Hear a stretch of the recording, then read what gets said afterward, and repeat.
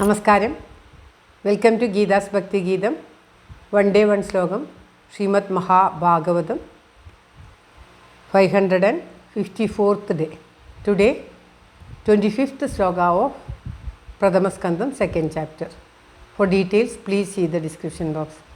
ഗീതാസ് ഭക്തി ഗീതം ഒരു ദിവസം ഒരു ശ്ലോകം. ശ്രീമദ് മഹാഭാഗവതം 554 ദിവസം. ഇന്ന് പ്രഥമസ്കന്ധത്തിലെ 2ാമത്തെ അധ്യായത്തിലെ 25ാമത്തെ ശ്ലോകം. ഓം നമോ ഭഗവതേ വാസുദേവായ. ഓം ശ്രീകൃഷ്ണ പരമാത്മനേ നമഃ. ഹരിശ്രീ ഗണപതയേ നമഃ. അവിഘ്നമസ്തു ശ്രീ ഗുരുഭ്യോ നമഃ. ഓം തത്സത്. കൃഷ്ണം നാരായണം വന്ദേ, കൃഷ്ണം വന്ദേ വ്രജപ്രിയം, കൃഷ്ണം ദ്വൈപായനം വന്ദേ, കൃഷ്ണം വന്ദേ പൃഥാസുതം.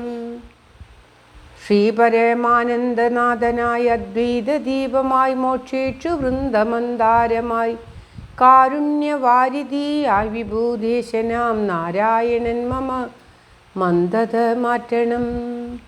ഓം തത്സത്. ശ്രീമദ് മഹാഭാഗവതം പ്രഥമസ്കന്ധത്തിലെ 2ാമത്തെ അധ്യായത്തിലെ 25ാമത്തെ ശ്ലോകം. ബേജിരേ മുനയോധാഗ്രേ ഭഗവന്തമധോക്ഷജം സത്വം വിശുദ്ധം ക്ഷേമായ കൽപ്പന്തേയേനു താനിഹ. ബേജിരേ മുനയോധാഗ്രേ ഭഗവന്തമധോക്ഷജം സത്വം വിശുദ്ധം ക്ഷേമായ കൽപ്പന്തേയേനു താനിഹ. ഓം തത്സത്. പറയുകയാണ്, എല്ലാവരും ആ ആദികാലത്തിൽ മുനിമാർ എപ്രകാരം അധോക്ഷജൻ എന്ന് പറഞ്ഞാൽ ശ്രീ മഹാവിഷ്ണു സത്വസ്വരൂപിയായിട്ടുള്ള വിശുദ്ധ സ്വരൂപിയായിട്ടുള്ള ആ മഹാവിഷ്ണുവിനെ ആദികാലത്തിലെ മുനിമാർ ഭജിച്ചിരുന്നു. അപ്രകാരം ആ മുനിമാരെ പിൻപറ്റി ആരാണോ ആ ഭഗവാനെ തന്നെ ഭജിക്കുന്നത് അവർക്ക് എല്ലാവിധമായിട്ടുള്ള ക്ഷേമങ്ങളും ലഭിക്കും എന്നാണ് പറയുന്നത് ഈ ശ്ലോകത്തിൽ. ബേജിരി ആ മുനിയോധാഗ്രേ എന്ന് പറഞ്ഞാൽ ആദികാലത്തിൽ മുനിമാർ എപ്രകാരം ആ മഹാവിഷ്ണുവിനെ വിഷ്ണു ഭഗവാനെ സത്വസ്വരൂപിയായിട്ടുള്ള സത്വവിശുദ്ധ സ്വരൂപിയായിട്ടുള്ള ആ ഭഗവാനെ ഭജിച്ചുവോ അപ്രകാരം തന്നെ അവരെ പിൻപറ്റി ആ വിഷ്ണു സ്വരൂപനെ ആ വിഷ്ണുവിനെ ആ പരമമായ പരമസത്വമായ പരമാത്മാവായ വിഷ്ണു ഭഗവാനെ ഭജിക്കുന്നുവോ അവർക്കെല്ലാം സകലവിധമായ ക്ഷേമങ്ങളും നന്മകളും ഉണ്ടാകും. അതിൽ സംശയിക്കേണ്ടതില്ല എന്ന് പറയുകയാണ്. എപ്പോഴും മഹത്തുക്കളായിട്ടുള്ള മുൻഗാമികളെ പിൻപറ്റി ചെല്ലുന്നത് ഉത്തമമായിരിക്കും. എന്തെന്നാൽ ഏത് ശരി ഏത് തെറ്റെന്ന് സാധാരണ ജനങ്ങൾക്ക് മനസ്സിലാവുകയില്ല.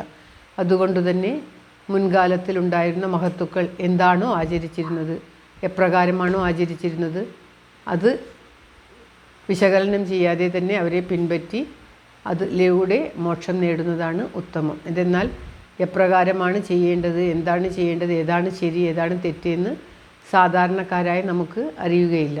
അതുകൊണ്ട് തന്നെ മഹത്തുക്കൾ ആചരിച്ച പ്രകാരം അവർ എന്താണോ ചെയ്തത് അത് പിൻപറ്റി ചെയ്യുന്നത് നമുക്ക് എപ്പോഴും ക്ഷേമകരമായിരിക്കും.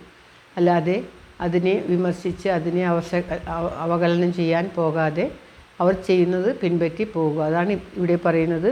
മുനയോധാഗ്രേ, മുന്നേ ഉണ്ടായിരുന്ന മുനിമാർ എന്താണോ ഭജിച്ചത്, ഏത് ഭജിച്ചിട്ടാണോ ക്ഷേമം നേടിയത് അപ്രകാരം തന്നെ ആ മഹാവിഷ്ണുവിനെ ഭജിച്ച് ക്ഷേമം നേടിക്കൊള്ളുക എന്ന് പറയുകയാണ്. ശ്ലോകം ഒരിക്കൽ കൂടി.